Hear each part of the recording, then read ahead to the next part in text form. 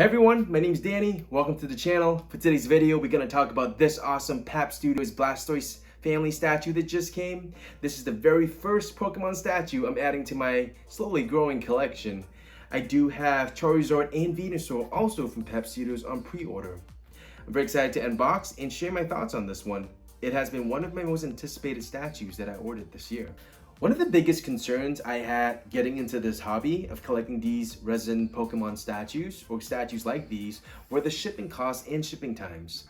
I've heard a lot of stories about it taking so long and the breakages associated with it that concerned me quite a bit. And I actually placed a couple orders on Favorite GK and canceled those because I got too worried and pulled out of those orders. But a month later, I caved in again because these statues, as you're about to see, are just beautiful and worth every cent it costs to not just buy it, but pay for the shipping to get here. So let's not waste any more time. Let's get into unboxing the statue and assembling it, and then I'll share my final thoughts on it.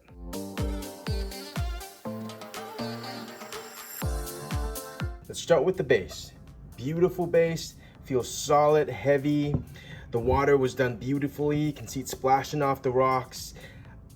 Of all the Blastoise pieces I've seen, this is definitely my favorite base. And I also like that it didn't come with the bottom part with the Pokemon logo on it. It's just the base itself. Heavy, solid, the rocks look great. Very dynamic base, and that's one of the main reasons I was attracted to it. Let's move that aside. Let's look at Blastoise now. Now Blastoise looks great. I think everybody can agree with that. The color is just beautiful. The color on its belly, it's a lot more muted than it is on camera, but it came out really nice, and like I said, perfect.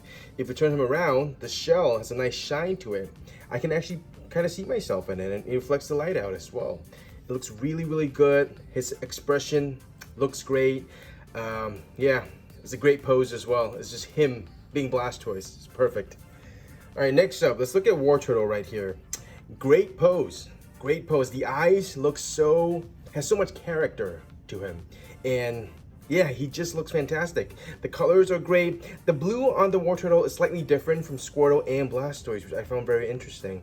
I didn't really think about it watching the cartoon shows or playing the games, but yeah, he looks really great. And on the statue, his pose just works. It just looks so good, so much character. I just love it. Next one up, and the final one is Squirtle with his Squirtle Squad glasses from the cartoon. I just found it so cute. His pose, really cute. Everything else is done. The shell has the same shine that Blastoise does. The blue is a more aquamarine blue, or a lighter blue, more greenish. Looks like Squirtle to me. Looks perfect. And now let's talk about Blastoise's cannons. There's two of them right here. Beautifully made, all come in one piece. There are two water attachments that goes around each of these cannons, which we will talk about later on when we assemble the pieces together. These are the two water parts that goes around the cannons to create more of a bigger effect, basically. And one last piece here is the piece that goes behind Blastoise's left leg, just more water elements, just give it a more dynamic feel. All right, so let's put the pieces together. Start with the base right there, and let's start with Blastoise. So Blastoise goes right in this big keyhole right here. His other leg has a little keyhole that just sits there. Not too deep on that one, but it fits right in there, and that one rests down, presses down a little bit, make sure the legs are all sitting flushed onto the rocks, and yeah, that's pretty much it. Very easy. Blastoise is heavy, so his weight really keeps him down in those keyholes. Next one you want to do is the water element. The magnet's really strong. Just push it to the back of his left leg. It should just fit right in, right there. All right, so now let's talk about Blastoise's cannons. This is the first cannon. The one with 4 sides on the bottom here will go on his left side, and the one with 3 sides, which we'll see later on, goes on his right side. As for these water elements, I've come to notice that it doesn't matter which one you use for each side. Both of them works depending on the configuration you want. So which one looks better for you, that's what you'll go with.